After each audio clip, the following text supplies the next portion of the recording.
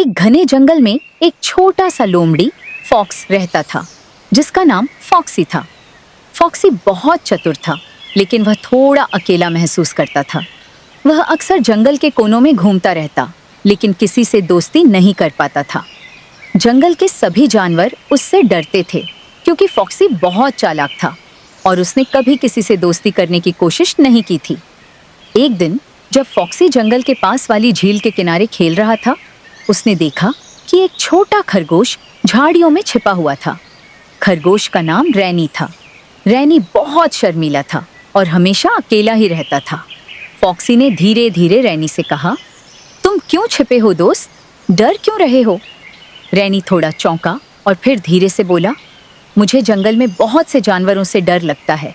मैं अकेला हूँ और मुझे लगता है कि कोई मुझे अपना दोस्त नहीं बनाएगा। फॉक्सी ने हंसते हुए कहा, डरो मत, मैं तुम्हारा दोस्त बन सकता हूँ। हम दोनों साथ खेल सकते हैं। रैनी थोड़ा घबराया, लेकिन फिर उसने फॉक्सी की बात मानी और दोनों दोस्त बन गए।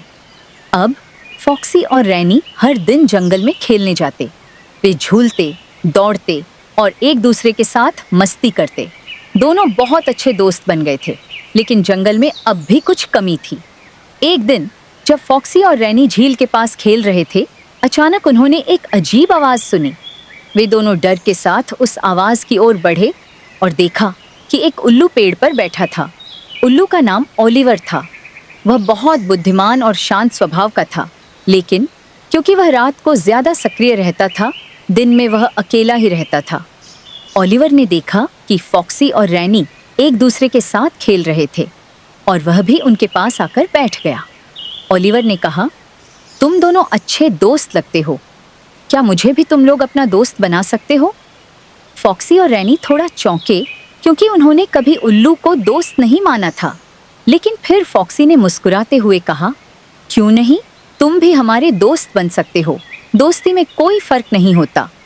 रैनी ने भी कहा, हम सभी अलग अलग हैं, लेकिन हम एक साथ मजे कर सकते हैं। इस तरह फॉक्सी, रैनी और ओलिवर तीनों अच्छे दोस्त बन गए।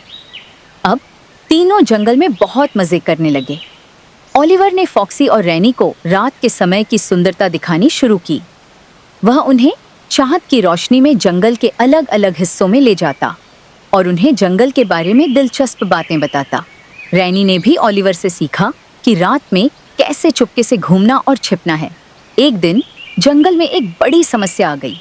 एक शिकारियों का समूह जंगल में आकर बहुत सारे जाल बिछा रहा था। जंगल के सारे जानवर डर गए थे और भागने लगे थे, लेकिन फॉक्सी, रैनी और ओलिवर ने मिलकर एक योजना बनाई। फॉक्सी अपनी चतुराई से शिकारियों के जालों को पहचानने लगा। रैनी ने अपनी तेज दौड़ का इस्तेमाल किया और ओलिवर ने अपने उच्च दृष्टिकोण से जंगल के हर हिस्से पर नजर रखी। तीनों ने मिलकर शिकारियों के जालों को तोड़ा और सभी जानवरों को बचा लिया। अब जंगल में सभी जानवर उन्हें सम्मान देने लगे थे, क्योंकि उन्होंने सबकी मदद की थी। फॉक्सी, रैनी और ओलिवर की दोस्ती जंगल के सबसे मजबूत और सबसे प्यारे रिश्ते के रूप में जानी जाने लगी। अब जंगल में सब जानवर बिना डर के रहते थे और आपस में एक दूसरे की मदद करते थे। फॉक्सी, रैनी और ओलिवर भी अपनी मज़ेदार यात्रा और खेल जारी रखते थे। वे हमेशा एक दूसरे के साथ मिलकर खुश रहते थे और एक दूसरे को समझते थे। उनकी दोस्ती ने यह सिखाया कि दोस्ती की कोई सीमा नहीं होती, चाहे तुम छोटे हो या बड़े, हर किसी को किसी न किसी के साथ खुश रहने का हक है। और इस तरह जंगल में फॉक्सी, रैनी और ओलिवर की दोस्ती एक मिसाल बन गई और वे हमेशा साथ रहते हुए जंगल के हर कोने में खुशियां फैलाते रहे।